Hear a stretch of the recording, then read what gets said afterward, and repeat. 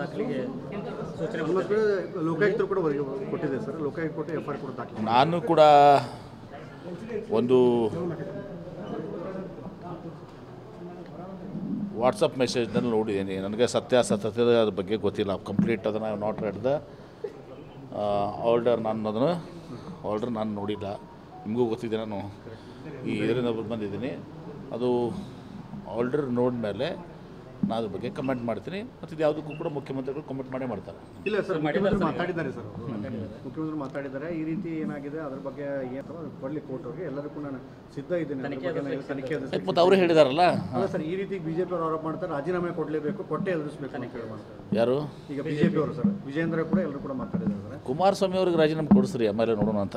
ಅಲ್ಲ ಅಂದ್ರೆ ರಾಜೀನಾಮೆ ಕೊಟ್ಟೆ ತನಿಖೆ ಮಾಡಬೇಕು ಅಂತ ಯಾಕೆ ಅಂತ. ಆಮೇಲೆ ಕುಮಾರಸ್ವಾಮಿ ಅವ್ರ ಮೇಲೆ ಪ್ರಾಥಮಿಕ ತನಿಖೆ ಆಗಿ ಪ್ರಾಸಿಕ್ಯೂಷನ್ ಕೇಳಿದ್ದಾರೆ.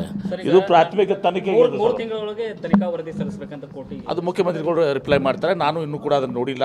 ನೋಡಲಾರ್ದೆ ನಾನೇನೋ ತಪ್ಪಾಗಿ ಹೇಳುವಂಥದ್ದು ಬಿಜೆಪಿ ಯಾಕೆ ಈ ರೀತಿ ಒತ್ತಡ ಹಾಕ್ತಾ ಇದ್ದಾರೆ ಅಂತ. ಯಾಕಂದ್ರೆ ಈಗ ಆಲ್ರೆಡಿ ಈ ರೀತಿ ನನಗೆ ಜಜ್ಮೆಂಟ್ ನೋಡಿ ಇಲ್ಲ ಇನ್ನು ತನಕ. ನನಗೆ ಈ ರೀತಿ ಇವರು ಈಗ ತನಿಖೆಗಳನ್ನ ಎದುರಿಸಿಕೊಂಡು ಅಧಿಕಾರದಲ್ಲಿದೆ, ತನಿಖೆಯನ್ನು ಎದುರಿಸ್ತಾ ಇದ್ದಾರೆ. ಬಟ್ ಸಿಎಂ ಅವ್ರಿಗೆ ಮಾತ್ರ ರಾಜೀನಾಮೆ ಕೊಡಲೇಬೇಕು ಅಂತ ಹೇಳಿ ಒತ್ತಡ ಹಾಕ್ತಾ ಇದ್ದಾರೆ. ಅಯ್ಯೋ, ಯಾರು ರಾಜೀನಾಮೆ ಕೊಡ್ತಾರೆ ಹೋಗ್ರಿ. Thank you sir. ದಾಖಲೆಗೆ ಸೂಚನೆ ಲೋಕಾಯುಕ್ತರು ಕೂಡ ಕೊಟ್ಟಿದೆ ಸರ್. ಲೋಕಾಯುಕ್ತ ಕೊಟ್ಟು ಎಫ್ಐಆರ್ ಕೂಡ ದಾಖಲೆ. ನಾನು ಕೂಡ ಒಂದು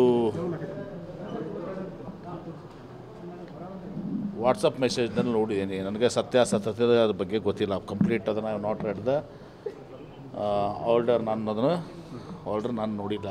ನಿಮಗೂ ಗೊತ್ತಿದೆ, ನಾನು ಈ ಇದರಿಂದ ಬಂದಿದ್ದೀನಿ.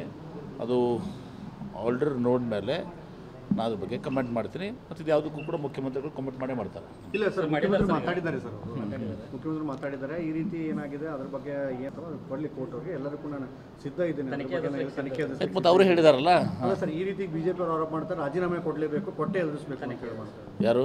ಈಗ ಬಿಜೆಪಿ ಅವರು ಸರ್, ವಿಜೇಂದ್ರ ಕೂಡ ಎಲ್ಲರೂ ಕೂಡ ಮಾತಾಡಿದ್ದಾರೆ ಸರ್. ಕುಮಾರಸ್ವಾಮಿ ಅವ್ರಿಗೆ ರಾಜೀನಾಮೆ ಕೊಡಿಸ್ರಿ, ಆಮೇಲೆ ನೋಡೋಣ ಅಂತ. ಅಲ್ಲ ಅಂದ್ರೆ ರಾಜೀನಾಮೆ ಕೊಟ್ಟೆ ತನಿಖೆ ಮಾಡಬೇಕು ಅಂತ ಯಾಕೆ ಅಂತ. ಆಮೇಲೆ ಕುಮಾರಸ್ವಾಮಿ ಅವ್ರ ಮೇಲೆ ಪ್ರಾಥಮಿಕ ತನಿಖೆ ಆಗಿ ಪ್ರಾಸಿಕ್ಯೂಷನ್ ಕೇಳಿದ್ದಾರೆ.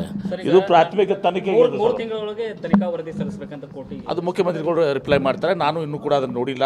ನೋಡಲಾರ್ದೆ ನಾನೇನೋ ತಪ್ಪಾಗಿ ಹೇಳುವಂಥದ್ದು ಬಿಜೆಪಿ ಯಾಕೆ ಈ ರೀತಿ ಒತ್ತಡ ಹಾಕ್ತಾ ಇದ್ದಾರೆ ಅಂತ. ಯಾಕಂದ್ರೆ ಈಗ ಆಲ್ರೆಡಿ ಈ ರೀತಿ ನನಗೆ ಜಜ್ಮೆಂಟ್ ನೋಡಿ ಇಲ್ಲ ಇನ್ನು ತನಕ. ನನಗೆ ಈ ರೀತಿ ಇವರು ಈಗ ತನಿಖೆಗಳನ್ನ ಎದುರಿಸಿಕೊಂಡು ಅಧಿಕಾರದಲ್ಲಿದೆ, ತನಿಖೆಯನ್ನು ಎದುರಿಸ್ತಾ ಇದ್ದಾರೆ.